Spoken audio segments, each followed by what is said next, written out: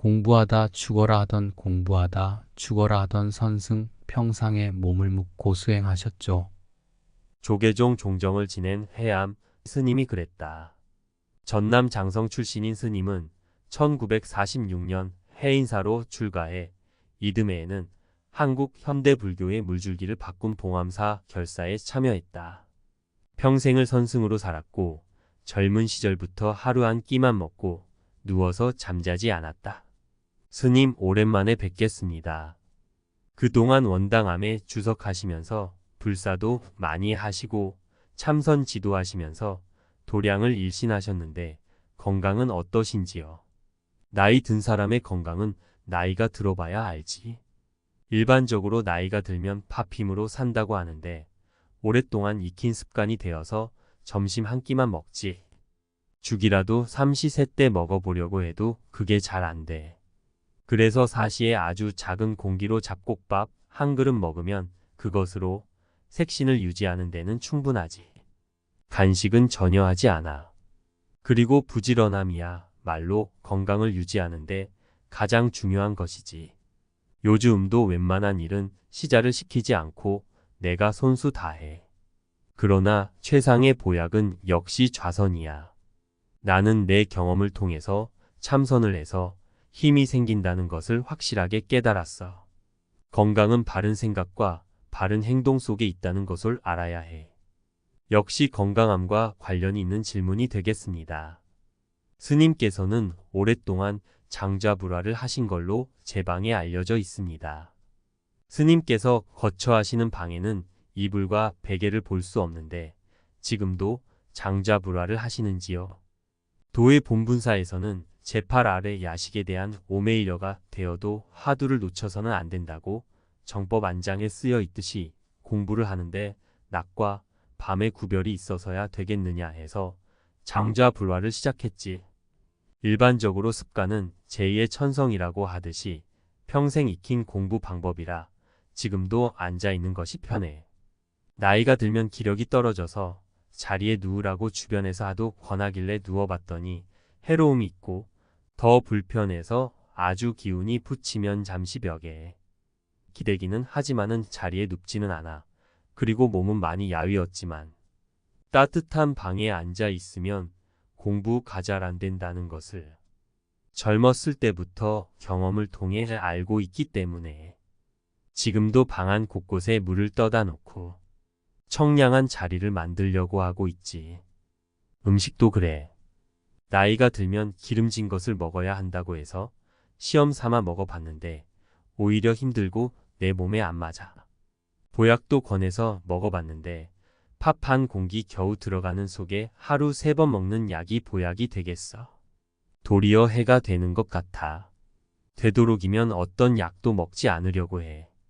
다른 사람들에게는 꼭 이런 방법이 맞다고는 할 수 없지. 나는 내 경험을 통해서 체득한 것을 얘기할 뿐이야. 건강법도 마찬가지고 공부하는 법도 마찬가지야. 자기에게 맞는 법을 찾아야 해. 장좌불환이 일종식이니 하는 상에 집착하면 안 돼. 중요한 것은 이러한 방법을 통해서 부처님의 바른 법을 깨닫는 데 있는 것이지. 불행은 불심에서 나오는 것이니까. 이제 새로이 개운년을 맞이하여 불자들과 일반 대중에게 한 말씀 해주십시오. 우선 건강하고 복 많이 짓고 좋은 일이 많이 생기기를 축원하고 바라는 것들이 모두 성취되기를 기원합니다.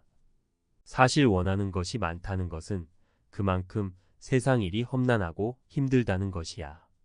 내가 보건대 복이라든지 호사라든지 하는 좋은 말은 있어도 참으로 그 말에 걸맞는 좋은 일은 없는 것 같아.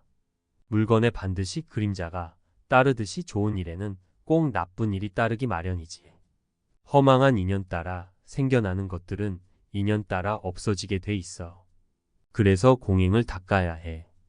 부처님도 말씀하셨듯이 보는 것도 헛것, 듣는 것도 헛것, 마음으로 사랑 분별하는 것도 다 허망한 것이기 때문에 먹어도 먹는 것 없이 가도 가는 것 없이 수행을 해야 돼.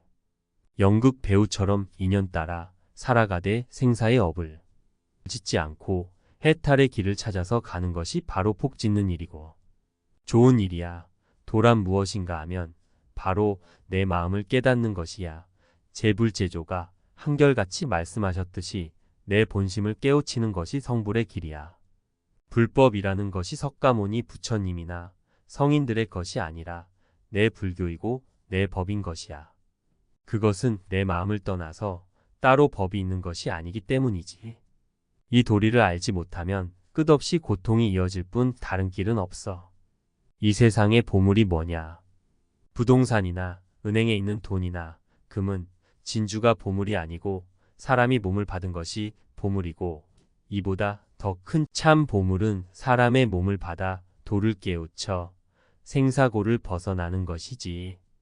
이러한 법이 살아있을 때가 언제나 정법의 시대이고, 설사 부처님이 계시더라도 이러한 법이 사라져 버리면 그것이 말법이고 종말인 것이야. 모든 것은 우리 마음에 있고 사람에게 있지. 법 자체의 말법이니 종말이니 하는 것은 없어. 스님께서는 평생 선을 통해서 수행하시고 대중들을 교화하시면서 나름대로 가풍이나 납자들을 지도하시는 원칙이 있을 줄로 믿습니다. 첫발이 밝아야 만리가 밝다고 먼저 계를 잘 지켜야 돼. 일반인들은 천상에 가려고 계를 지키지만 스님들은 계를 통해서 정을 이루고 정이 갖추어져야 지혜를 이룰 수 있는 것이지. 이 셋이 다른 것이 아니고 하나이지. 환경이 공부에 해태심을 내게 하지만 분발심이 있으면 이런 문제는 자연히 해결되지. 나는 참선하는 법과 먹는 법을 둘로 보지 않아. 많이 먹으면 힘이 넘치고 육단심이 생겨나지. 또 말을 많이 하게 되고 말이 많으니 시비가 일어나고 배부르니 돌아다니고 싶어져. 그래서 음식을 잘 조절할 줄 알아야 돼. 나는 평생 밥을 함부로 먹어본 적이 없어. 일부러 밥을 적게 먹으려고 속바루만 빼 가지고 다녔어. 선방에서 특히 간식 먹는 법을 없애야 돼.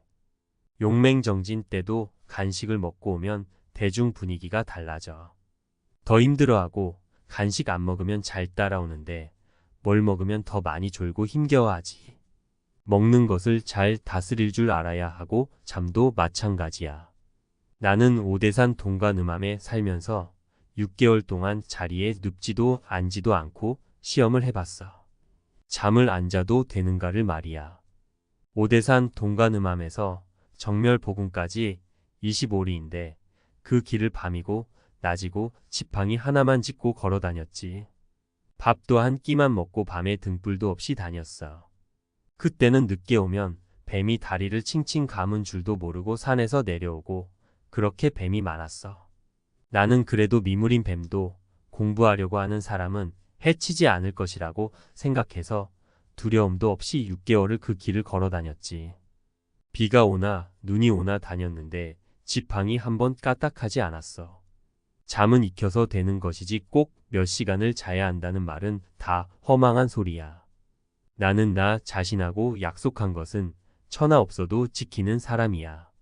장자불화를 할 때도 한 번도 엎드리거나 등을 기대지 않았어. 내가 제대로 하지 않으면 귀신이 나를 얼마나 얕보겠냐 해서. 일주일 단식하고 용맹정진할 때도 쌀 한 톨 안 가지고 굴에 들어가서 정진했어. 하늘이 알고 땅이 알고 귀신이 얕볼까 해서 철저하게 공부했지. 그래서 공부하는 사람은 첫째는 적게 먹고 둘째는 적게 자고 셋째는 말을 적게 하고 넷째는 돌아다니지 말고 다섯째는 꼭 성취하고야 말겠다는 대어공 맹심이 있어야 돼.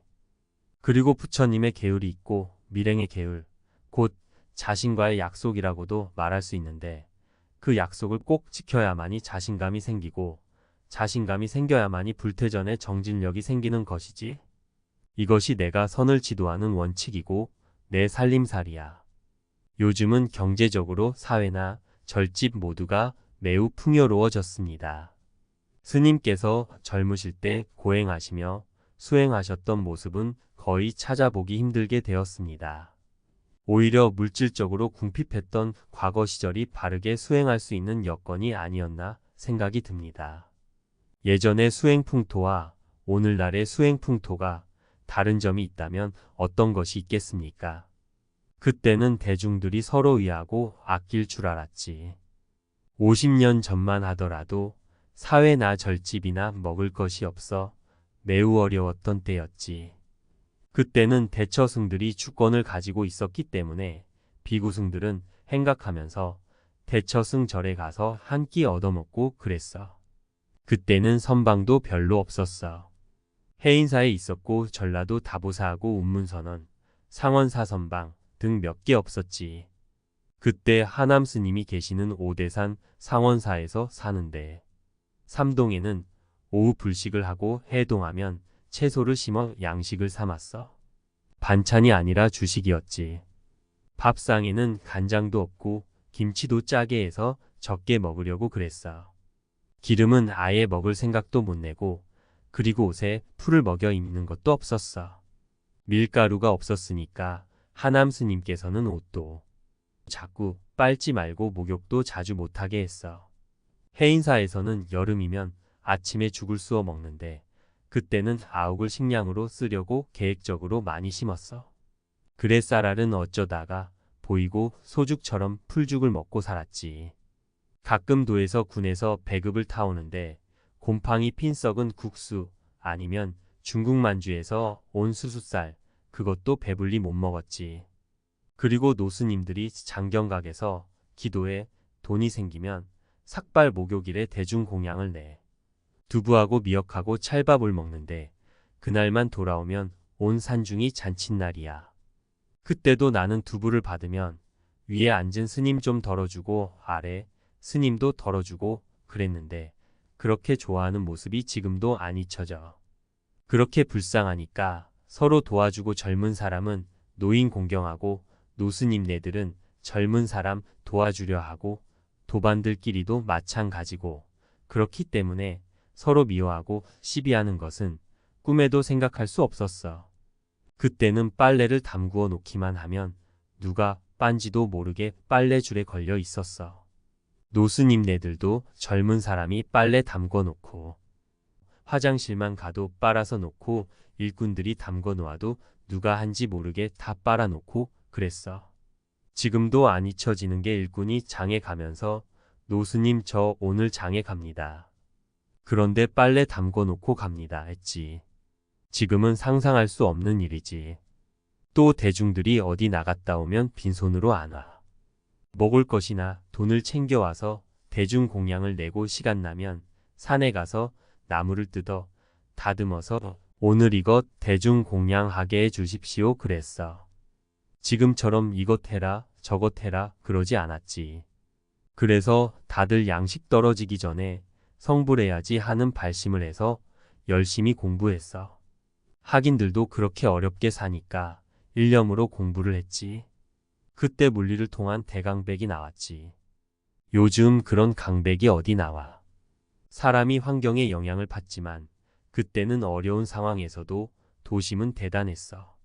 지금은 물질 만능 시대가 되어서 그런 정신을 다 매장해 버렸어.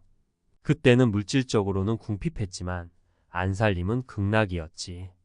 사람이 환경을 만들기도 하지만 요즘은 환경이 인정을 메마르게 해서 예의도 사라져 버리고 정신을 썩게 만들어 버렸어.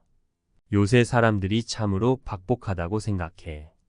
그리고 옛날 대중처소에는 노스님들이 많이 계셨는데 지금은 노스님들이 안 계셔. 노스님을 공경하고 대우해주는 풍토가 사라져 버렸기 때문이야. 옛날 책에도 있듯이 절에는 고목나무와 노스님이 보물인 것이야. 옛말에도 물건은 새 물건을 쓰더라도 사람은 헌 사람을 써야 한다고 했듯이 절에는 노스님들이 계셔서 자리를 잡아야만 법이 서는 법이지. 위계 질서가 올바로 서고 노스님들의 가르침과 젊은 사람들의 구도심이 함께 어우러졌을 때 대중처소가 살아있는 것이지. 이끌어주고 편달해주는 어른이 안 계시면 대중처소는 없어질 수도 있음을 명심해야 해. 도노와 점호는 역사적으로 보면 지금까지 논란이 되어 오고 있습니다. 깨달음의 방법과 그 내용에서 돈과 점의 차이점은 무엇이며 어떠한 것이 바른 견해인지 듣고 싶습니다. 부처님도 무량겁을 닦아서 성불하셨고 나도 지금 닦고 있는데 그것을 비방함이 아니야. 그렇다면 전국의 선방을 모두 없애버려야지. 우리 정법 안장에서는 깨달음이란 바로 불조의 경지에 이르러 더 이상 수행할 것이 없는 것, 그것이 도노지. 바로 열애지에 들어간 다음과 부처님의 근원에 도달한다. 함이 이를 두고 한 말이지. 깨닫고 난 뒤에도 닦을 것과 제거할 것이 남아있다는 것은 정법이 아니야. 차제 법문을 통해서 깨달음에 이른다고 하는 것을 부정하는 것이 아니고, 도노법이라고 하는 것은 이런 지하에 한몫의 깨달음에 이르면 점수라는 것은 있을 수 없지. 견성하면 그 자리가 성불의 자리이지. 다시 닦을 게 남아있다는 것은 정법 계통에는 없어. 교리적으로도 도노 점수는 맞는 말이 아니야. 해암 스님은 1920년 3월 전남 장성에서 태어나 보통학교를 졸업하고도 한학을 비롯한 불교 경전 탐독에 남다른 열정을 보였다. 일본에서 10년간 동서양 종교와 동양 철학을 공부하던 스님은 1945년 성간책진을 읽다가 발심의 이듬해 해인사로 출가했다. 출가 당시 은사 인곡스님과의 문답은 유명하다. 어디서 왔느냐는 인곡스님 물음에 해암 스님은 곧바로 알을 했다. 미소를 짓던 인곡스님이 다시 물었다. 이름이 무엇이냐? 이번에는 아무 말 없이 허공에 큰 원을 그렸다. 인곡스님은 해암 스님의 출가를 허락했고, 해암 스님은 출가하고 일주일 만에 도를 깨치겠다며 철야 정진에 들어가기도 했다. 이후 제방에서 일일일식 등의 정진으로 수행자의 귀감이 되었다. 1967년에 해인총림 윤화 소임을 맡은 스님은 그 뒤로 해인사주지, 해인총림 수자, 해인총림 방장 등으로 주석하며 후학들을 지도하고 경책했다. 1987년 조계종 원로의원으로 추대된 후 원로회의 부의장과 의장을 지냈으며 1999년에는 조계종 제10대 종정에 추대됐다. 스님은 평소 제자들에게 5가지 가르침을 강조했다고 한다. 공부하다 죽어라, 밥을 많이 먹지 말라, 남을 도와라, 감투를 맞지 말라, 일의일발로 살아라가 그것이다. 스님은 2001년 12월 31일 오전 해인사 원당암 미소굴에서 법납 55세, 세수 82세로 열반에 들었다.